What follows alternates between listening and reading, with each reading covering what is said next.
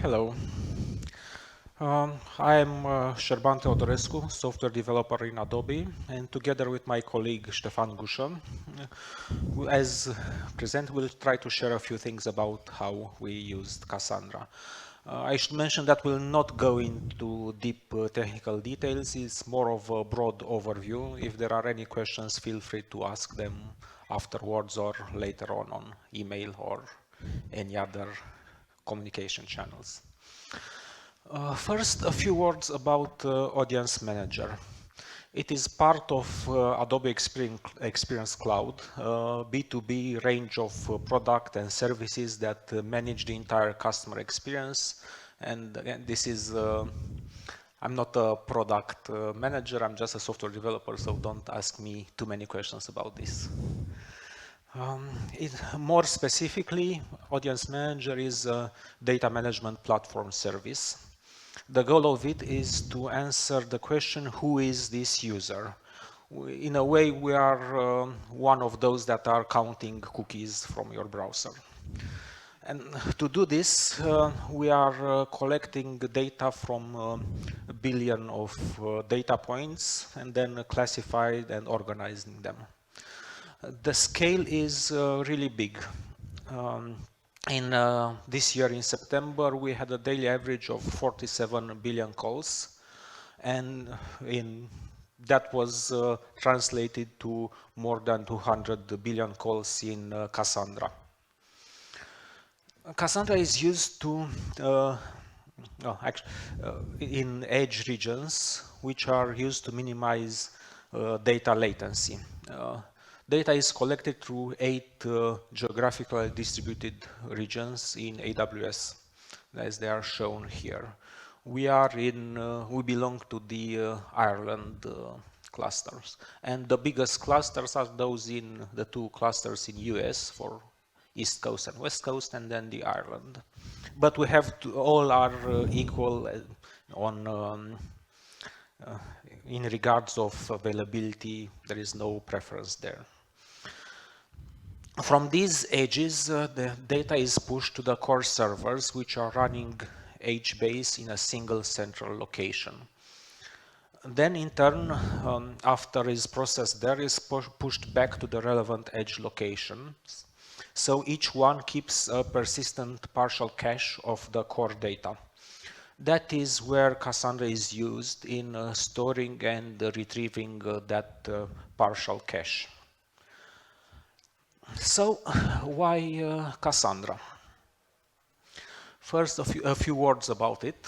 It's, and I'm sure some of you already knew these things. It's a NoSQL columnar database. It's named after a princess, daughter of Priam and Queen Hecuba of Troy. And it was the fun part is that it was cursed to be always right in her prophecies, but never believed, which is a very interesting name to give to a database, to never be believed. A bit more technical, it is made to prioritize availability and partition tolerance over consistency. But that is only the default configuration, which can easily be changed for to allow for more consistency. But that always comes as a cost regarding availability and partition tolerance.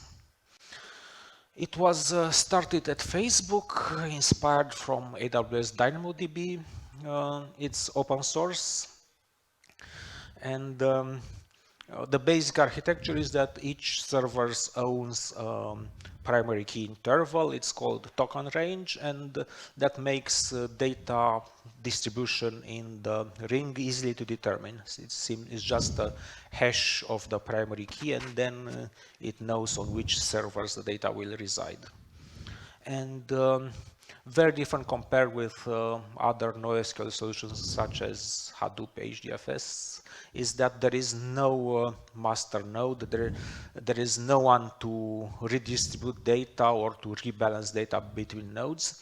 That is great because on complexity, it's much easier to operate this. You don't need any solution to keep the master always available, but on the other hand, you'll have to do this more or less manually, data redistribution and recovery. So going back to why we chose Cassandra, actually it's something that we cannot directly answer, or as we were not in Adobe in 2011 when Cassandra was started. But it was quite interesting to find an internal wiki detailing how it was chosen, and with comparison with other available options back then on different parameters. And the four main reasons why it was chosen are these ones, and it's quite interesting that more than 10 years after that, 3 out of 4 proved to be very critical. So it was quite a good decision. Only one, the cross data center support, proved to be not really useful, but still, at least in one instance, it was very, very nice to have. And I guess the most important one is well, actually all 3 of them, and they go together. The performance on read-write, it's always critical. That we'll go through this when we look at the SLAs that we have. And also quotes from that wiki. The features of Cassandra, that is decentralized, as I said, no master node. It's elastic. It should be able to scale linearly when needed to increase the throughput, which was actually not entirely true back then, but it became true a bit later on. Fault tolerant, you have a replication factor you can configure, and as I already said, you have tunable consistency. And a few more words about how is this working in Cassandra. The client connects to any node which will act as a coordinator node. This will send the requested operation to the nodes that are holding the data, and it will only answer the client after it receives the answer from a configurable number of clients that is called the consistency level. And that can be set differently on each query. The most used setting is the quorum, which is actually the replication factor divided by 2 plus 1. And in the most used scenario, that is 3, so quorum will be 2. And using quorum in any kind of setting guarantees that you will have consistency, because even if some nodes will fail on read, after you write on read, at least one will hold the true copy of the data, and it is able to differentiate based on timestamps and give you the correct one. But I will not go too deep here. There are many issues there. Now let's talk about how we use Cassandra in Adobe Audience Manager. Our Edge data center has the following components. The first one is the data collection service that serves the user requests and interact with profile cache service that is our Cassandra setup. The data in Cassandra is split into sets, profiles and IDs, and each of these sets is split into clusters, real-time and backend. Backend clusters are read only by the DCS. The data is backfilled then thereby streaming from the core database. For the reason that the streaming process takes up to 48 hours, we also need real-time clusters from where the DCS can read, but can also write to. When a read request is issued to the data collection service, it performs the read from both clusters and merges the data before sending the response. For this reason, we can have a replication factor of 2, so a consistency level of 1, because usually the data from the real-time clusters is overwritten with the data from the backend clusters. Some numbers here. We've got an average of 47 billion DCS daily requests, which are translated to 270 billion daily requests in Cassandra. As Serban said, we are deployed in 8 AWS regions, so 32 Cassandra clusters of more than 800 EC2 instances, holding about 260 terabytes of data. We use a lot of technologies to maintain Cassandra, as you can see. Now, in terms of observability, Cassandra exposes a lot of application metrics through its Java agent that are scraped by Prometheus, along with system metrics that are delivered by Node Exporter. Prometheus service is resided in all the 8 AWS regions and has a data retention of 14 days. Tainus is the service where the metrics are centralized and persistently stored for more than a year. Through Alert Manager, the alerts that are triggered are routed to our communication channels, email, Slack, PagerDuty. To visualize the data better, we use Grafana panels. We have a lot of various relevant such panels, the most important being the latency or the response time, where we have the SLA set on the 95th percentile. This is an insight of our Grafana dashboard. When it comes to alerting, from the pure Cassandra point of view, alerting comes down to having one or more nodes down. It is the alerting system, or our alerting system, follows the same principle of Cassandra, so each node has the same role. All the nodes in a cluster can query the state of all the others. So we use these metrics from each of the nodes in the cluster to query all the others. We expose them, and when two of these or when two or more of these nodes report an issue to another node that a node is down, we are alerted. Having a replication factor of 2 means that we need to act fast in such a case, because if the only replica crashes also, we have data loss. Yet, it's not important enough to wake us up in the middle of the night for one node down, because it's pretty unlikely that a replica node would also crash during the next few hours. But it's a priority during business hours, and yes, if we have multiple nodes down, we are waken up during nighttime. The service level agreements that we offer are the success rate with no read or write errors in 99.9% of the time over 1 year.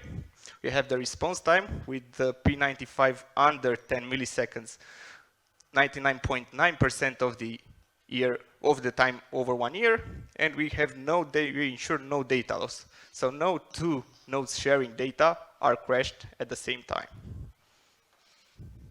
And now a few of our stories. The first one, I guess 4 years ago or so, upgrading everything. And how it started. As I mentioned earlier, we aim to have linear scaling. But initially, when we were using Cassandra 2, and with the configuration available back then, we were forced to scale up only by doubling, which was okay for small cluster. It's okay to go from 12 to 24 and then to 48. But by then we had to move from 96 to 192, which is not really a good option, neither financially nor operationally.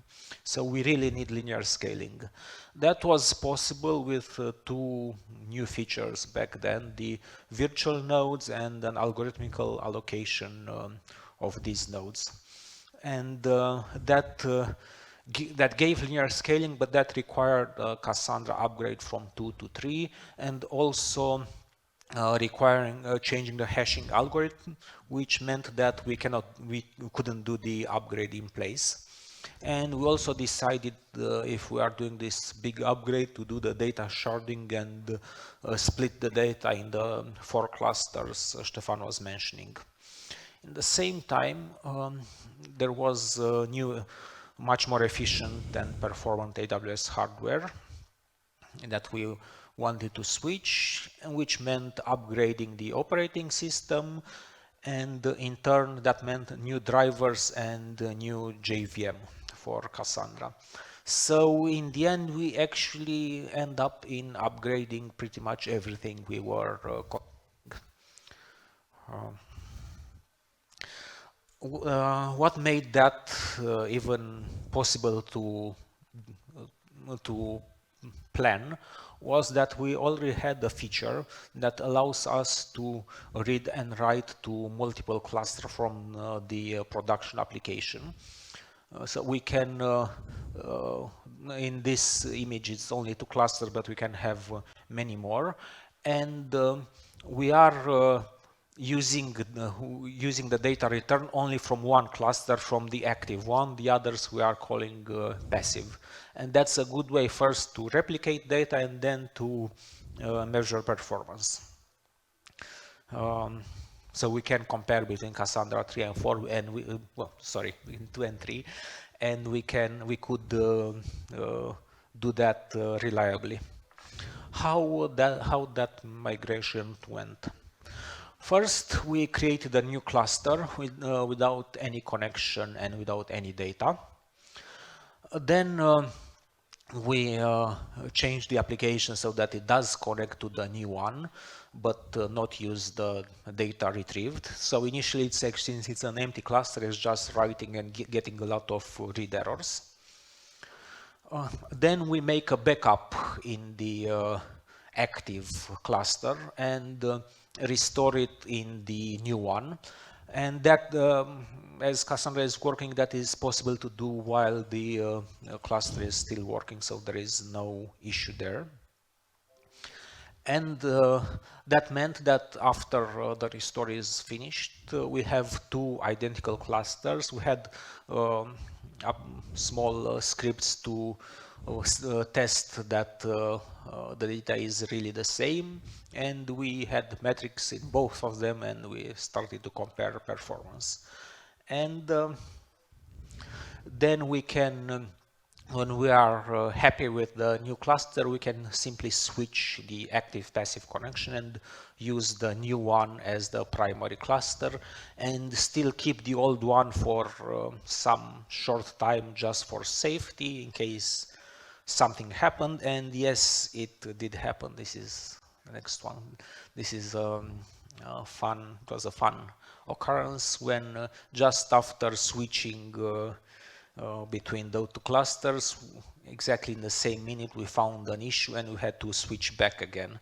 So that was agile development, and very useful that we had that secondary cluster. The problem back then was that I was testing a restart, and when we did the restart, the over on one node out of 50 or 100 nodes, something like that, it gave a P95 across the entire cluster of more than 1 second.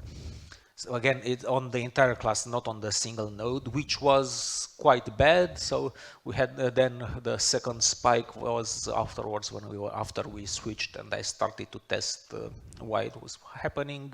It was, I will not go again in details here. It was about JVM heavy optimization that was making that restarted node to be very, very slow, and it was impacting the rest. So, and it was, unfortunately, it wasn't the only such issue. We had other issues from completely different reasons. Another story is related to our efforts on automation. A common operation is scaling a Cassandra cluster. Of course, there are 2 types of scaling: out when adding nodes to the cluster, and in when removing nodes. Scaling out for us involves creating new machines using Terraform, adding them one by one to the cluster using Ansible playbooks. And this process can take up to 90 minutes per instance. When it comes to scaling in, we use the same way. We decommission nodes one by one using another Ansible playbook.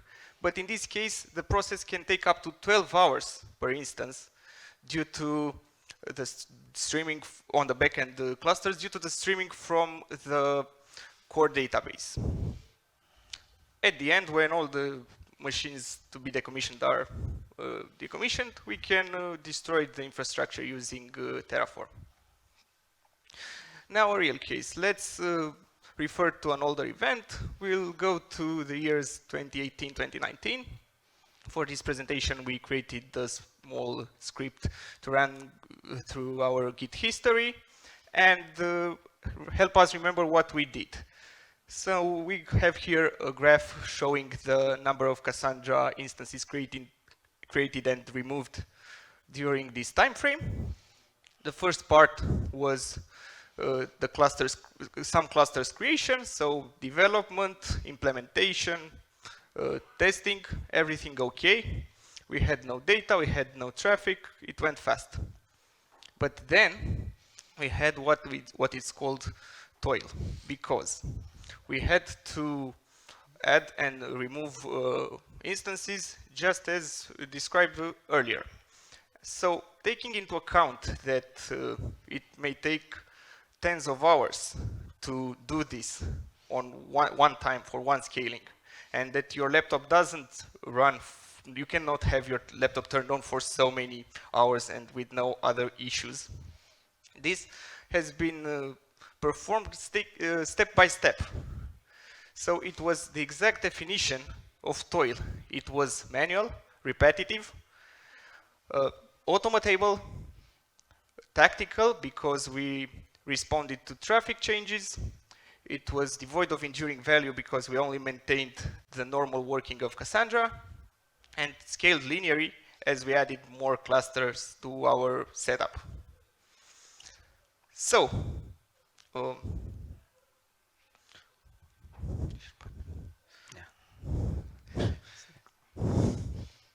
okay, so what we did was that we added AWX, which is a tool that we use, and here is an interface. We use it as it is an environment for running such such Ansible playbooks, but playbooks that are running in a separate environment, synchronized with the infrastructure, and it could so the playbooks could run continuously for days and hours. And here are the results. We managed to scale out 26 Cassandra clusters in 2 days with the longest running playbook of 21 hours. And at the beginning of 2022, we scaled in 4 days, but having the longest running playbook of 48 hours. So in total, we had 370 instances added and 250 removed. But so AWX is great, but it's not enough. Let's see what kind of AWX or of toil AWX cannot eliminate. Another situation on Cassandra is when a node crashes and the data cannot be retrieved due to hardware issues. Some of these issues are detected by AWS when it's expected for them to happen, or only after the machine already crashed, and are signaled to us through AWS health events. AWS has a kind of self-healing process for these incidents. They fix the machines, but the data is lost, and we cannot afford this. So for us, this means node replacement. And here is the process that we take to replace a node. First of all, the AWS health event may or may not be issued. If it is issued and the Cassandra node is still running, we stop the Cassandra service gracefully. Now, the mandatory steps. First of all, we stop the EC2 instance to clear out the data. Then we start it again, and we are ensured by AWS that it will run on a good hardware this time. Then, after bootstrapping, we run an AWX playbook for node replacement. So yes, we use AWX. And only after this AWX playbook finishes, we have Cassandra running normally, and we have the potential AWS health event solved. So, to eliminate all the engineer's interaction, we integrated StackStorm, which is an event-driven automation system, and which we have deployed in Kubernetes from the beginning. Its first component is the sensors or the sensor in our case, that we use to retrieve AWS health events from queues, where we redirect them, and based on whom a workflow of actions that would be normally performed by the engineer is triggered.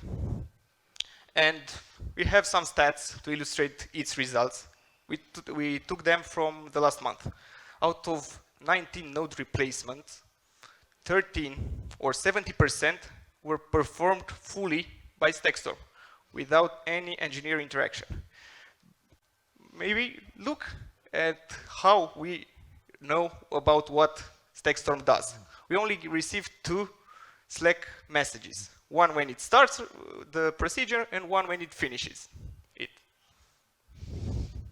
So the next story involves a split brain, which is the term in Cassandra for having one cluster splitting into independent clusters that each thinks is the master. So hence this funny name. What was the task back then? We had back then we had 7 edge regions, and we needed to add a new one in India by splitting the data center in Singapore. That was needed for various business reasons and also for better latency, data governance, and so on.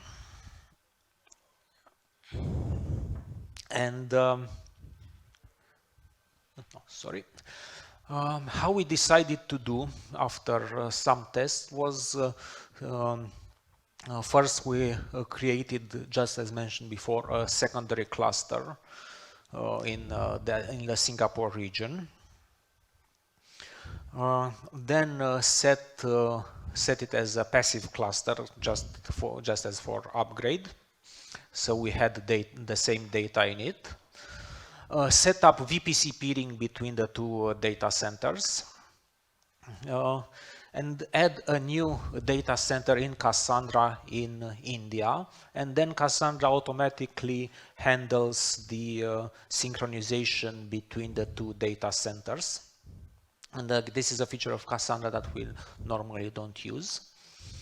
And after everything is fine and the India DCS application uses the new cluster, we can cut the link between them and remove the old one. We had some, I will skip this because I don't have time. There were some issues regarding Cassandra documentation, which was not entirely true. It was saying that this should not have been possible. It was actually possible, and we only by checking the source code, and we had a small open source contribution to update the documentation. The next one, a bit more recent, is the MEI refresh. The problem was that we had first mandatory kernel upgrade to Amazon Linux 2 due to security issues, and this year we had to install a new security agent on all instances, and that required a reboot. In both occasions, of course it can be done manually or automatically with a playbook trying to install a lot of packages, but that is very unreliable. It's much better to have an MEI pre-baked and simply replace them. But that's not really possible on the EC2 instances that we are using, since the data is stored on the instance store. And while it has great performance, the problem here is that when you stop this instance, the data is lost. If the data was on EBS, it would have been much simpler to just create new instance and new AMI and simply move the EBS between the two instances. But with Instance Store, you need to create new instances and decommission the old one, and basically that means to double the number of instances and move around 260 terabytes of data, which takes time, a lot of time and a lot of money. But we are not alone in using Cassandra. This was, and there was a very interesting solution for this presented by Netflix at ApacheCon 2019, which basically it's keeping the AMI in S3, installing on the machine S3 bootloader. This is something they open sourced that simply reads the on reboot starts Ubuntu Linux operating system, which can read the AMI from S3 before the root is mounted, so it can override the EBS with a low-level command. That is not possible with root being mounted. This is very old-school operational expertise. So in that case, it was overwriting with a new AMI, and then on the next reboot you have the same instance with the same data, which was not moved because it's not stopped, it's just reboot, and you have the new AMI, even if AWS will still report as it being created with the old one. There were the most critical thing that we had to do in order to implement that was to have a cluster lock to ensure that you don't have two instances doing this automatically in the same time, because the entire process was automatic. We just started, and here you can see each colored line is a different instance holding that lock and performing the upgrade, and that happening on more than 800 instances. So then what's next for us? We do plan and hope to upgrade to Cassandra 4. That should bring some more efficient usage of the hardware. We'll probably use the above mentioned AMI refresh for in-place upgrade. There is no need to have to replace the entire instance. If we switch to new instances, we might not do that. And one thing I wanted to mention is now if I were to do the same kind of project, I will not use the same tools that we did. I will probably try to use Kubernetes, which is solving most of the problems we encountered. But that will bring little value for us since we already did that. And one other plan is, but that's part of a presentation that we had a few years ago at ApacheCon, to have an improved streaming, but that's a bit too much and too technical. As conclusions, what can I say? Automate as much as possible. Don't be afraid to look into the source code. It's always the best documentation, and we are, as developer, I can tell that it's quite normal for the documentation not to be up to date. So look into the code. Use what's available now, not what will be available in 2 years. And don't be afraid to test new features, but always assume that bad things will happen. Thank you. There are any questions? There are. Hello, thank you for your presentation, very interesting. So I have a couple of questions. For this deployment of, as I understood, 800 VMs in 8 clusters, how many site reliability engineers do you have? Well, it's first, we didn't deploy 1200 in one instance, but on the other hand, when we switched to Cassandra 3, yes, we deployed a lot, but we are, if you remember the slide with the tech stack, we were building on already existing tooling. We had tooling for Terraform for creating the instances, for configuration management. So back then it was, I would say, 2-3 persons with there, and at some point in that upgrade we had a few more because we had some unexpected problems. But I So let's actually, say a pizza-sized team, right? yeah, actually, without those problems, 2 would have been enough. It's Okay, and second question, you mentioned that you did something like you had like 19 node failures over 1 month. So Yep. out of about 800, isn't that a lot? that varies. That is AWS health instance health issues, and it can vary a lot. I'm not sure, but I think September was a bad month in regards to that, and it's not something that you can predict. We had that kind of situation a month after starting the new instances, and they were supposed, we are talking about i3 instances, and back then they were supposed to be new, and we had one failing after 1 month. So it's not something that you can rely. And Was it something like region specific or VM type sometimes specific? it can be, but I'm sure AWS can answer more. And again, it's not, especially with this kind of instances where you keep the data on instance store, you should have something for, you should assume that instance will fail at some point. And on the other hand, if your database already has replication, it makes sense to use that. It doesn't make sense to keep data on EBS, which is again replicated. And well, it's one more thing is that there is no way of predicting what hour that will happen. And the great thing about StackStorm is that it does this automatically even at 2 o'clock in the night. So. Okay, thank you very much.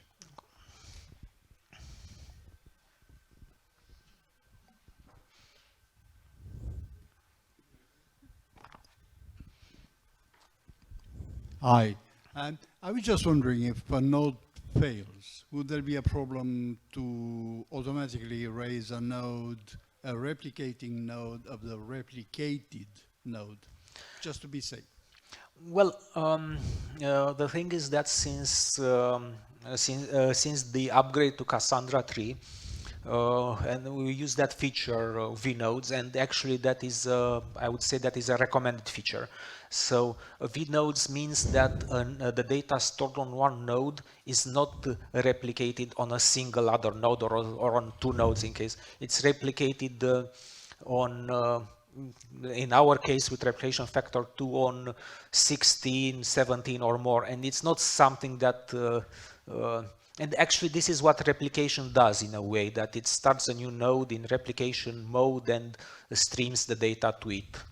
So basically, failing nodes is really not a problem. What? Failed nodes are basically not a problem.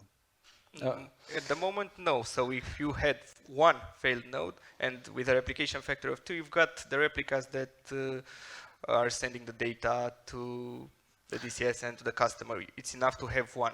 Anyways, the quorum is 1 in this case, so the original response may come either from the resident node or from a replica. You don't know.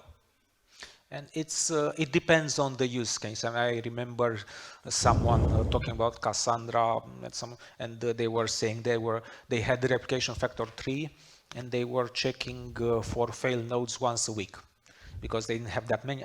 For us, we cannot afford to do that because it's also a matter of numbers. If you have hundreds of instances, there will be one that fails every week. I mean, I don't remember a week where we didn't have a failed instance.